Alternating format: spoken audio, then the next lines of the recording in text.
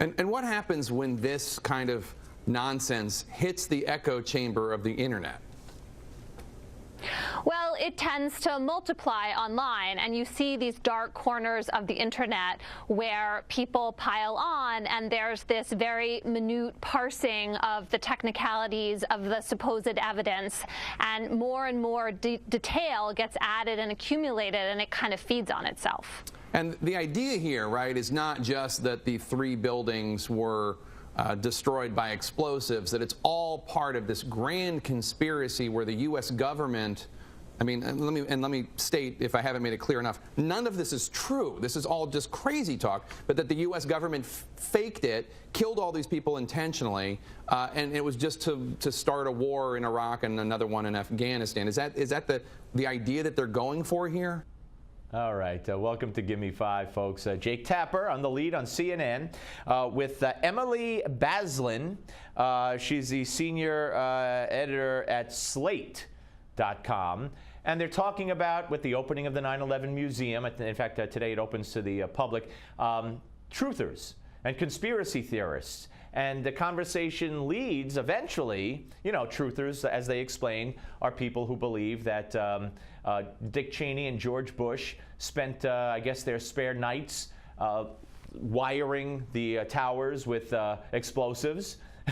and of course, the Israelis were right there helping them and showing them how to do it. And Jews also, all just scattered Jews. And then when the buildings came down, it was because George Bush and Dick Cheney were sitting somewhere and they were going, and pushing the button to explode the buildings or implode the buildings, whatever. So that's what the wacko truthers believe. And but she takes this in a direction in a moment that's very troubling, implying that conservatives, right-wingers, are truthers, when in fact it's the radical wacko left that were the truthers. Talking about, in fact, there's media personalities whose policies are left of center, and others, celebrities, Hollywood people.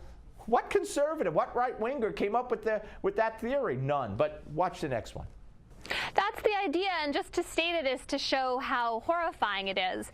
I suppose that given that the American government did put forward some false ideas to motivate going into Iraq, in particular the whole idea that there were weapons of mass destruction there, that's like the tiny, tiny kernel of truth that is in some way related to this completely crazy theory. All right, so she's going into Iraq. In a minute, they're going to take it back to JFK and other conspiracies. Watch. And there's also a lot of scapegoating involved in the 9/11 truther stuff. There's anti-Semitism, anti-Israel, anti-corporations, right? Exactly, and I think you see these virulent strains that are related to each other and familiar from fringe right-wing talk, and they all get kind of weirdly braided together in this particular theory. Fringe right-wing talk. Now, Tapper just said, with regard to truthers, the conspiracy involves anti-Semitism, anti-Israel, anti-corporation. Sound like right-wing to you? But somehow they get it to the right wing. Yeah, it's the right wing. The right wing did it. Here's more. And historically, we see that these conspiracies come after very upsetting events. The Kennedy assassination, the assassination of Martin Luther King Jr. Is there a pattern there? I think that each time something really scary and disastrous happens, people search for meaning.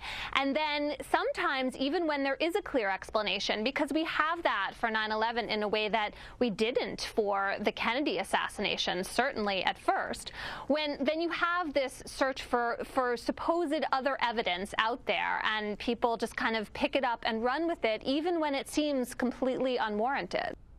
Okay. I just don't even know what to say anymore. I mean, Tapper should have called her out. Tapper's, by CNN standards, Tapper's pretty, forthright and straightforward. And, he's the one who asked the White House Chief of Staff, how many dead veterans does Obama need? That's a pretty good question. But here, he just sat there and let her say right wing. I don't get it. Anyway, why we're even talking about the truthers is beyond me. But they were, so we were.